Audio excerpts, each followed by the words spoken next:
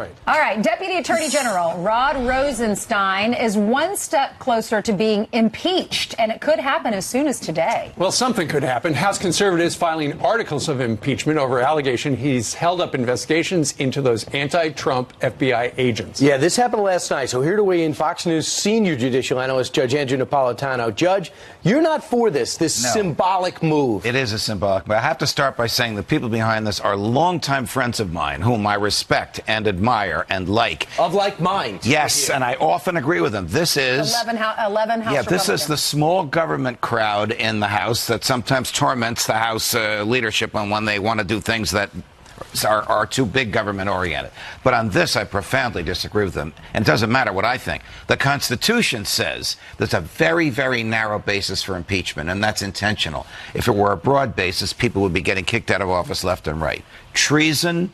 This is directly from the Constitution. Treason, bribery, or other high crimes and misdemeanors. When Bill Clinton Which is a little vague. A little vague intentionally, but when Bill Clinton was impeached, it was obstructing justice by lying under oath. So it has to be something of that magnitude. Improperly signing off on a FISA warrant, staying in a position of a conflict of interest where you could be a witness in a case and you're managing the case. And those are good arguments. Those are good arguments for ethical violations, but not for impeachable offenses. Why didn't he recuse himself?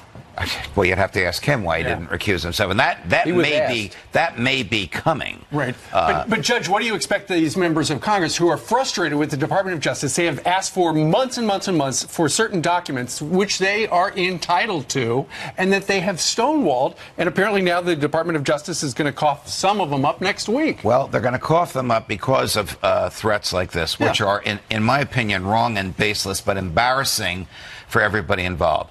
The DOJ has a legitimate lawful basis for keeping certain documents secret in a pending investigation. I want this Mueller thing over as soon as possible, but it is still pending. And you'd be interfering with it if you forced the public revelation of some of those documents. But the backstory is Eric Holder. What? Yeah, 6 years ago, when he was held in contempt by a Republican Congress, he was the Attorney General, for refusing to surrender documents on Fast and Furious. He was held in contempt. Nothing happened. You could hear a pin drop. They have to take the contempt across the street to a federal court and prosecute the contempt. If they don't do that, then nothing happens. It's par for the course, though. This happens in Washington. We feel like they're above the law. So many people get in trouble. So many people get held in contempt. Nothing ever happens. Nothing ever happens. This will almost be a red badge of courage for Rosenstein that he endured this, defending the integrity, in his view, of the Department of Justice. But Judge, they're just not. If they thought it was a legitimate reason to hold back documents, Jordan and Meadows would have backed off.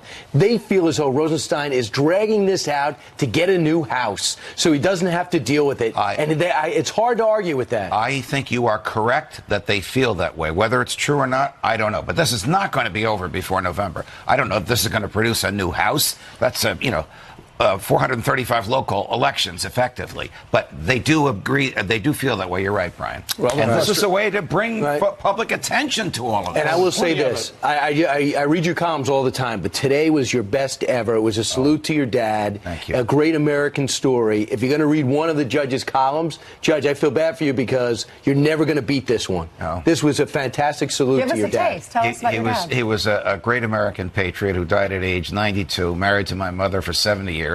She's going to kill me for this. She's the same age. They met in kindergarten at age 4. Best friends for 88 years. These numbers are biblical. And his funeral was 2 days ago. Right. And Judge, the story of he goes about to get on a submarine. He breaks his ankle. Yes. He has to delay, go on something else. That submarine never returns from World War II. Yes. Wow. There'd be no Judge Napolitano. Yes, there'd be a lot of things. Thank you, guys. We're thinking about you. God bless. Right. Thank you. Sorry for your loss, Judge. Thank you.